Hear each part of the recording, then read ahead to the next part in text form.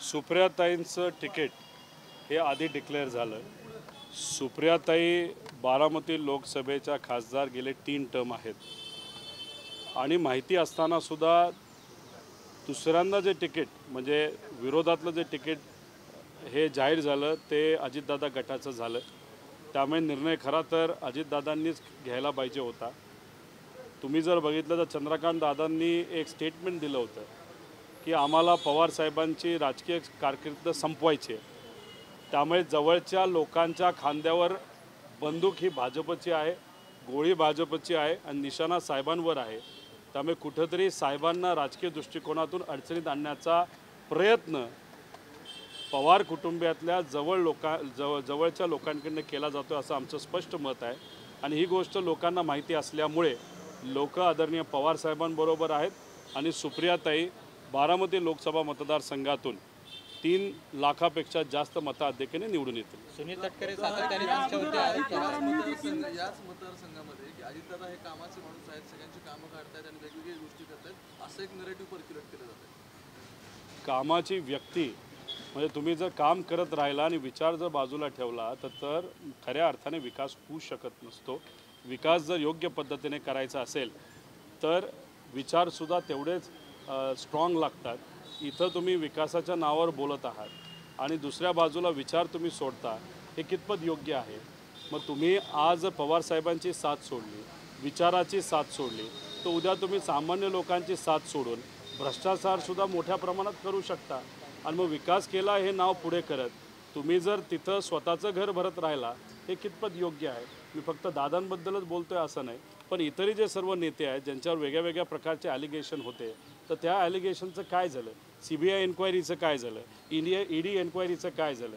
मग विकासाच्या नावावर ह्या सगळ्या गोष्टी आपण विसरायच्या आणि मग उद्या जाऊन तुम्ही पैशाचा मोठ्या प्रमाणात जर वापर केला तर सामान्य कुटुंबातल्या ज्या मुलामुलींना राजकारणात यायचं आहे तर ते कसे लढणार? त्यामुळे आज तुम्ही विकासाचा मुद्दा पुढे आणण्यापेक्षा विचार हा जास्त महत्त्वाचा आहे. मग कदाचित ब्रिटिश काळामध्ये तुम्ही हे बोलला असता, ब्रिटिश किती ताकदवान आहेत, ब्रिटिश किती विकास करतात, अनेक देशांमध्ये त्यांची सत्ता आहे, मग सामान्य लोकांची साथ सोडून तुम्ही त्यावेळेस काय ब्रिटिशबरोबर गेला असता? मग आज विचाराची लढाई आहे आणि लोकांना विचार जास्त महत्त्वाचे असं मला वाटतं.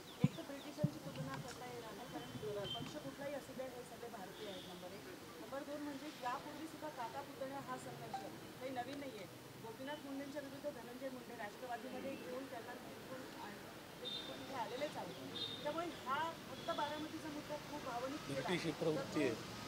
मतदाराला तो अपील करायचा आणि यापूर्वीची बरेच उदाहरण आहेत. क्षीरसागराचं धरण असलं, धावतीमधली भांडणं ही बारामतीची पहिली घटना नाही. पहिली घटना नाही असं आपल्याला कसं बोलता येईल? बारामतीमध्ये ही पहिली घटना आहे. तुम्ही ब्रिटिशांचा मुद्दा इथं येत नाही असं तुम्ही म्हणता, पण आम्ही वृत्तीबद्दल बोलतो. इथं कुटुंब आणि पार्टी फोडायची वृत्ती जी ब्रिटिश काळामध्ये ब्रिटिशांनी भारतामध्ये वापरली, महाराष्ट्रामध्ये वापरली, तीच वृत्ती आता आम्ही बोलत आहोत. राहिला प्रश्न भाजपचा, जेव्हा तिथं आपल्याला स्वतंत्र मिळत होतं तेव्हा भाजपच्या ज्या काही कुठल्या संघटना असतील त्याच्यामध्ये सहभाग त्यांनी घेतला नव्हता. आणि मग आत्तासुद्धा जर आपण बघितलं तर भाजपनेच पवार कुटुंबातल्या काही लोकांना फोडून त्यांच्याकडे केलं, त्यांच्या खांद्यावर बंदूक भाजपली ठेवली आणि जर तुम्ही निशाणा कोणावर आहे तर तो साहेबांवर आहे. हे जे काही खालच्या लेवलचं राजकारण आहे हे लोकांना आवडत नाही. राहिला प्रश्न हे मी कसं बोलतो कारण देवेंद्र फडणवीस स्वतः बोललेत की ते पुन्हा आलेत आणि 2 पक्षाला फोडून आलेले आहेत. त्यामुळे इथं लढाई ही विचाराचीच होणार. आणि तुम्ही जर बघितलं विकासाच्या बाबतीत या मतदारसंघामध्ये ज्या कुठल्या MIDC आलेल्या आहेत, नाहीतर IT सेक्टर आलेलं आहे, ते साहेबांमुळेच आलेलं हे आपल्या सर्वांना माहिती आहे. त्याच्याचबरोबर या जिल्ह्यामध्ये जे मोठे मोठे डॅम तयार झालेत ते साहेबांच्याच मार्गदर्शनाखाली झालेले आहेत. कृषी आणि जे शेतकरी आहेत, जेव्हा जेव्हा शेतकरी अडचणीत आला होता तेव्हा साहेबांनीच मदत केली. आज दूध उत्पादक शेतकरी अडचणीत आहे, झाला का विकास? झाली का मदत त्यांना? आज कांदा उत्पादक शेतकरी अडचणीत आहे, झाली का मदत त्यांना? आज बेरोजगार युवा आहे, त्यांना झाली का मदत? त्यामुळे विकास जर आपण बघितला तर विकास हा व्यक्तिगत नेत्यांचा विकास योग्य नसतो, सामान्य लोकांचा विकास झाला पाहिजे. त्यामुळे आम्ही विकास आणि विचार, पण विकास हा लोकांचा विकास, नेत्यांचा नाही, आणि विचार हा सामान्य लोकांचा विचार हा जास्त महत्त्वाचा आहे. शिवशाहू फुले आंबेडकरांचा विचार महत्त्वाचा आहे. आणि त्यामुळेच मी आश्वासित पद्धतीने इथं सांगतो, बारामतीमध्ये सुप्रियाताईंचा विजय हा 3 लाखापेक्षा जास्त मताधिक्याने होईल. सुनील तटकरे सातत्याने तुमच्यावर टीका करतायत. बालबुद्धे तुम्हाला म्हणालेले आहेत. पालक मित्र मंडळाचे अध्यक्ष म्हणतात अध्यक्ष असं आपल्याला मला रोहित पवारांनी राजकारण शिकवू नये असं बोललेलं आहे. ते खरं आहे. ते मला म्हणतायत बालवाडीचे अध्यक्ष का काय असेल ना, म्हणजे मी लहान आहे असं त्यांचं कदाचित मत असेल. ते याच्यासाठी खरं आहे की सिंचनाच्या चिखलामध्ये अडकलेले ते नेते आहेत. त्या चिखलातून बाहेर निघण्याची बुद्धी त्यांच्याकडे नक्कीच आहे. त्याच्याचबरोबर एका घराच्या ॲड्रेसवर 100 कंपन्या त्यांच्या रजिस्टर्ड आहेत. ह्या सगळ्या गोष्टी करायच्या, भाजपबरोबर जाऊन त्यांच्यावरच्या कारवाई थांबवायच्या, एवढी तर माझ्यावर बुद्धी नाही, माझ्याकडे बुद्धी नाही. म्हणून कदाचित मी लहान बोलायला काय हरकत नाही. त्यामुळे त्यांनी बोललं ते झालं, त्याचा अर्थ सगळंच खरं असतं असं नसतं. राहिला प्रश्न राजकारण शिकू नये, मी कोण शिकवणारा? तुम्ही जर बघितलं तर त्या काळामध्ये तिथं अंतुले साहेबांचे ते कार्यकर्ते होते. अंतुले साहेबांना त्यांनी सोडलं. जयंत पाटील साहेबांचे कार्यकर्ते त्यांना त्यांनी सोडलं. त्याच्यानंतर देशमुख साहेबांचे कार्यकर्ते त्यांना त्यांनी सोडलं. आज साहेबांबरोबर होते, साहेबांना सोडलं. आज दादांबरोबर आहे आणि उद्या जाऊन भाजपमध्ये कुठला पहिला नेता अजितदादांचा जाईल तो तटकरे साहेबच असतील. हे मी आज तुम्हाला सर्वांना सांगतो. त्यामुळे त्यांच्या एवढी बुद्धी, विचार आणि पार्टी सोडायची आणि वेगळ्या काही गोष्टी नकारात्मक करायची आणि त्यातून बाहेर निघायचं आणि सुटका करायची, एवढी बुद्धी तर माझ्याकडे नाही. रावेर असेल, माढा किंवा सातारा हे 3 मतदारसंघ राष्ट्रवादीने आग्रहाने मागून घेतलेले होते. पण रावेरमध्ये परिस्थिती पाहिली तर खडसेंच्या कुटुंबातून आता उमेदवार नाहीये. माढ्यामध्ये जानकरांसोबत बोलणं चाललेलं तर ते आता तिकडे परभणीतून महायुतीतून लढतायत.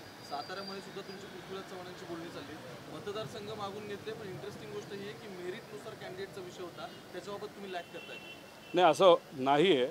खरं तर माढ्यामध्ये आमच्या सगळ्यांची इच्छा होती आणि मीडियामध्ये सुद्धा त्या गोष्टीची चर्चा झालेली आपण सर्वांनी बघितली की जानकर साहेबांना तिथं संधी द्यावी असं आमच्या सगळ्यांचं मत होतं. कारण तिथं त्यांचा संपर्क होता, लोक त्यांना तिथं ओळखतात, ते तसे मोठे नेते आहेत. पण माढ्यातून जर ते उभे राहिले असते सहजपणे त्यांचा विजय कदाचित झाला असता. असं असतानासुद्धा आणि आपण त्यांना तिथं तिकीट देत असतानासुद्धा जेव्हा ही बातमी बाहेर आली तेव्हा भाजपने त्यांना बोलून घेतलं आणि मग परभणीचं तिकीट दिलं. आता अजितदादा गट म्हणतो की त्यांच्याच कोट्यातून दिलं, असं नाही आहे. ते भाजपली त्यांच्या कोट्यातून तिथं दिलेलं आहे. इथं फक्त हे मिरवत आहेत. पण परभणीतून तशी नवीन ओळख, नवीन कार्यकर्त्यांची फळी, तिथं त्यांचं नुकसानच होईल. म्हणजे खऱ्या अर्थाने जानकर साहेबांची पूर्वी ताकद भाजपलीच कमी केली आणि आत्तासुद्धा संपवण्याचं काम कुठेतरी भाजपच करते असं आमच्या सगळ्यांचं मत आहे. राहिला प्रश्न साताऱ्याचा, पाटील साहेब आजारी आहेत, त्यामुळे त्या बाबतीत कुठेतरी बदल व्हावा अशी त्यांची इच्छा आहे. पण जो कुठला उमेदवार असेल तो चांगलाच असेल आणि तसे नावं आहेत. पण 31 तारखेला म्हणजे कालच्या दिवशी दिल्लीला बैठक होणार होती, तिथं काही गोष्टी ठरणार होत्या. साहेब परत महाराष्ट्रात आल्यानंतर त्या बाबतीतली घोषणा हे करतील असं मला एक ठिकाणी नमूद करायचं.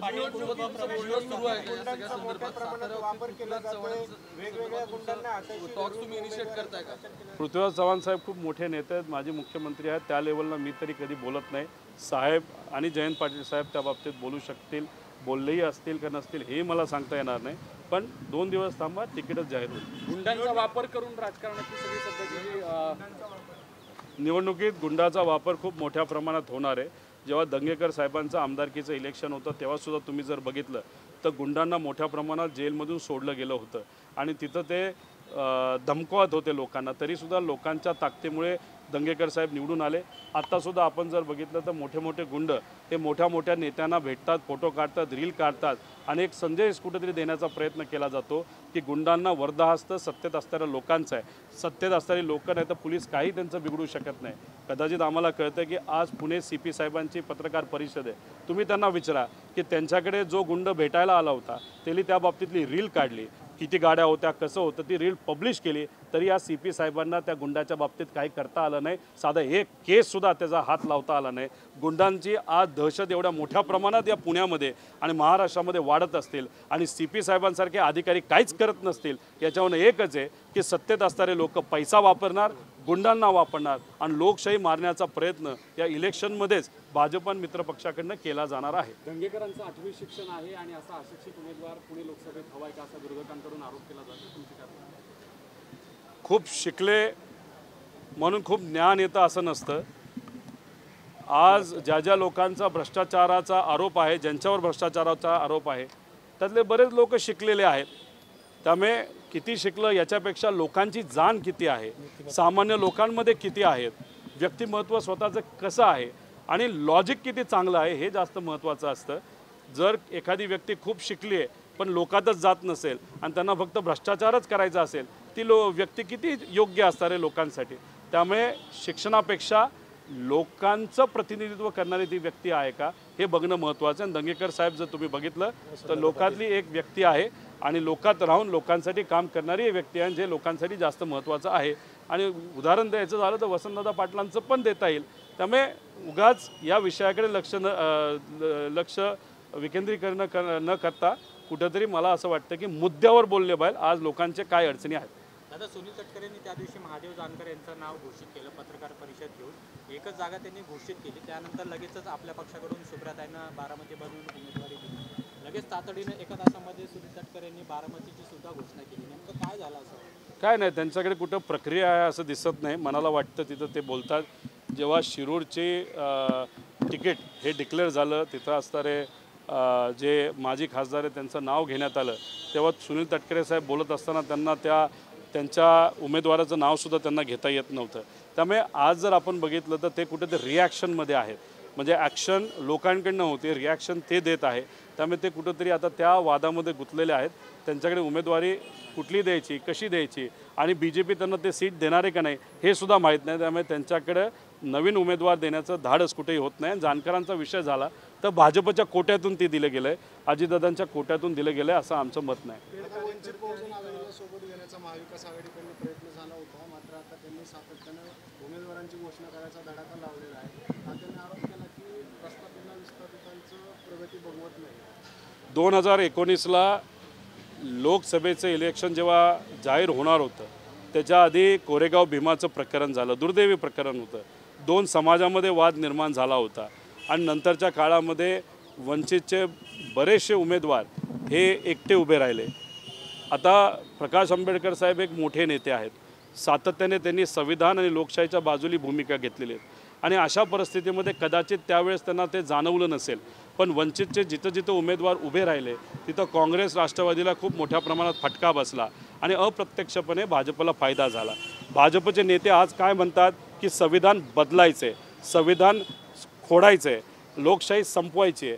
आणि अशा परिस्थितीमध्ये परत एकदा ते जर स्वतःचे एकटे उमेदवार तिथं उभे करणार असतील तर मग अप्रत्यक्षपणे कदाचित परत एकदा फायदा जर BJPला होणार असेल तर प्रकाश आंबेडकर साहेबांनासुद्धा ते पटणारं नाही आणि लोकांनासुद्धा ते पटणारं नाही, त्यांच्या कार्यकर्त्यांना पटणारं नाही. अजूनसुद्धा वेळ गेलेली नाही. पुढाकार त्यांनी घ्यावा. ते मोठे नेते आहेत आणि महाविकास आघाडीबरोबर जे कुठल्या सीट्स असतील 5-6, कारण शेवटी सीट कमी मिळणं याच्यामध्ये आपण मोठं मन दाखवतो आहे, आपण कुठेतरी माघार घेतो आहे. का घेतो आहे? लोकशाही टिकवण्यासाठी. पण आपल्याला सीट 6 ऐवजी कुठेतरी जास्त सीट पाहिजे म्हणून उमेदवार हे उभेच करायचे अशी भूमिका जेव्हा आपण घेतो तेव्हा आपण लोकशाहीचा, संविधानाचा विचार न करता आपल्या पार्टीचा विचार करतो आहे, स्वहिताचा विचार करतो आहे. एक नागरिक म्हणून मी त्यांना विनंती करेल की महाविकास आघाडीबरोबर त्यांनी यावं. ते मोठे नेते आहेत.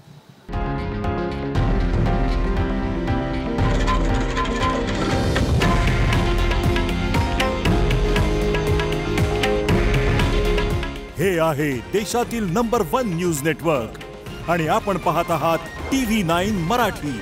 काळजी तुमची, हित महाराष्ट्राचं.